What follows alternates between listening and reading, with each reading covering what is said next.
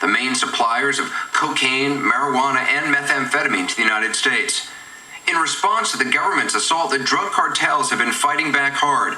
It's gotten so bad, a recent U.S. military report warned that Mexico could face rapid and sudden collapse. How worried is the U.S. government about the war next door? We asked the new Secretary of Homeland Security, Janet Napolitano.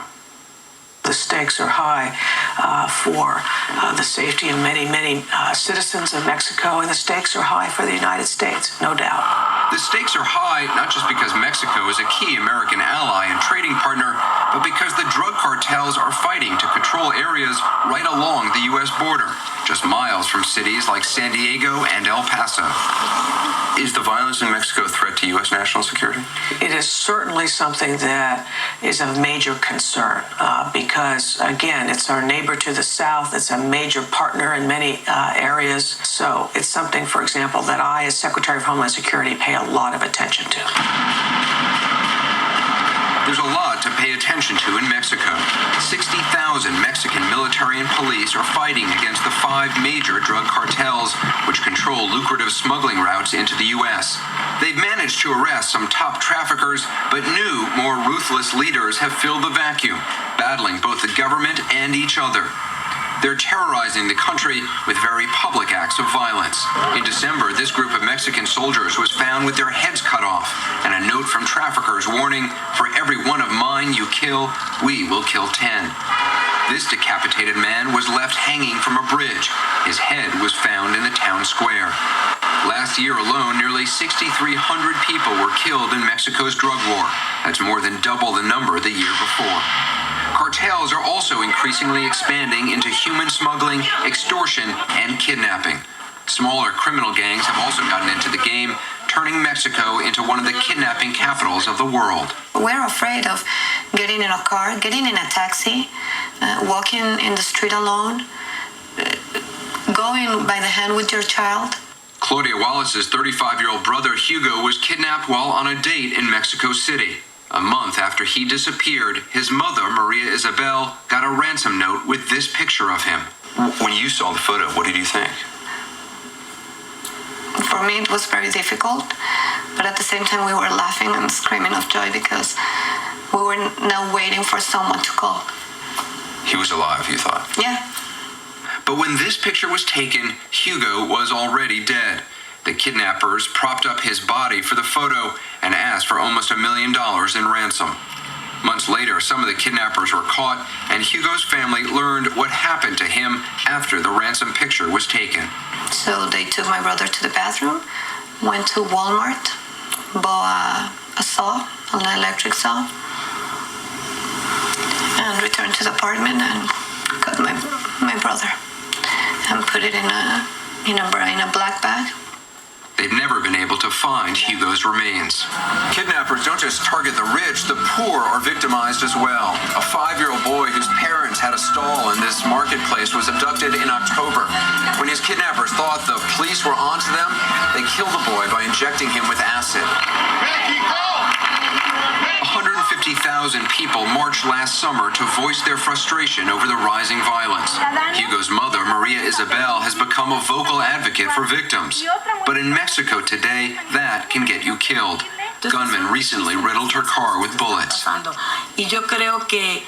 think that we're at the point in which if the government doesn't put all its effort into this, the drug traffickers, the kidnappers, and organized crime will ultimately take control of the country.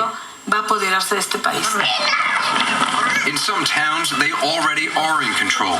Just last week in the city of Juarez, cartels threatened to kill a police officer every 48 hours until the police chief resigned. After 2 murders, he did. Juarez's mayor just moved his own family to Texas. Mexico's police are overwhelmed in part because drug traffickers have them outgunned. Mexico's Attorney General Eduardo Medina Mora is helping lead the effort to break up the cartels. Half of what we seize, 55% are assault rifles. And this is what gives these groups this intimidation power. 2,200 grenades, missile and rocket launchers, Barrett 50 caliber sniper rifles. It might surprise you to learn where all these guns are coming from. It turns out 90% of them are purchased in the U.S. that the Second Amendment was never designed to arm criminal groups, and especially not foreign criminal groups as it is today. Do you blame the U.S. for not doing more to stop this We flow? believe that there is more to be done, and we need a much more committed effort from the U.S. There was an assault weapons ban in the United States for 10 years, expired in 2004. Would you consider asking Congress to reinstate that? I haven't thought that far. What I have worked on is working with Customs, with ATF, and saying, okay, what do we need to do by way of identifying who is putting these unlawful guns into the hands of the traffickers who are using them to murder people, and what do we need to do to stop it? It isn't just guns coming from the U.S. that's fueling Mexico's war. It's cash. According to estimates, drug trafficking brings in as much as $38 billion a year from the U.S.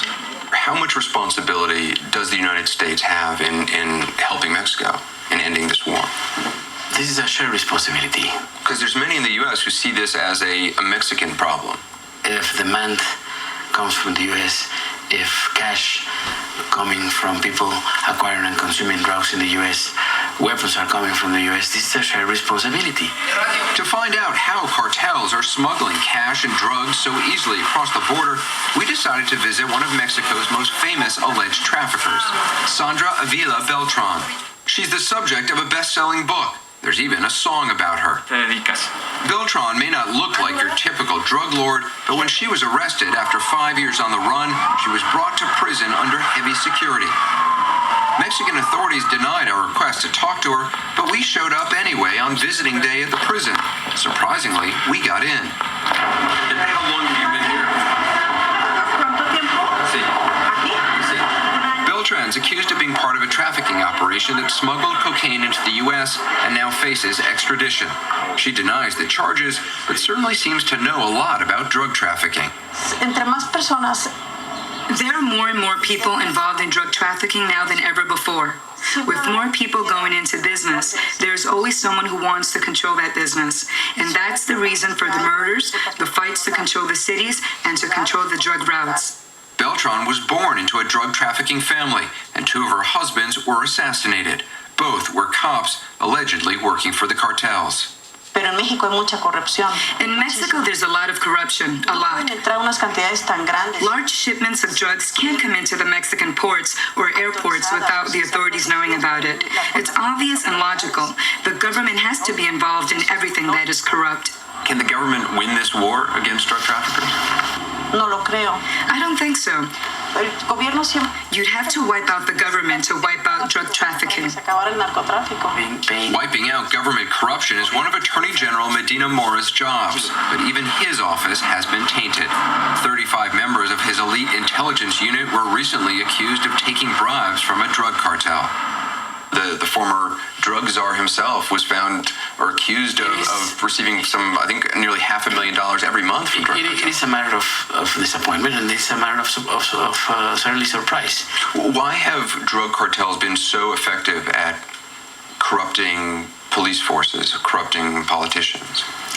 Essentially because they have a tremendous economic power and a tremendous intimidation power that comes from cash and weapons. Mexican authorities are now trying to rebuild the federal police force from the ground up. They're using background checks, polygraph tests, and new technology to monitor what local police departments around the country are doing. Recent polls show most Mexicans believe their government is losing the war. But Medina Mora insists the escalating violence is a sign the cartels are weakening and becoming desperate. It will take time. It will cost a lot of money. It will cost lives. But we will certainly win. What is it that gives you hope, though? I mean, more than 8,000 dead in the last 2 years, corruption at all levels of government and the police. We have seized 70 metric tons of cocaine. We have arrested 57,000 people, out of which 46,000 are drug-related. Mexico is extraditing more of its high-level alleged drug lords to the U.S. and is beginning to receive some of the $1.4 billion the United States has committed to help Mexico fight its war.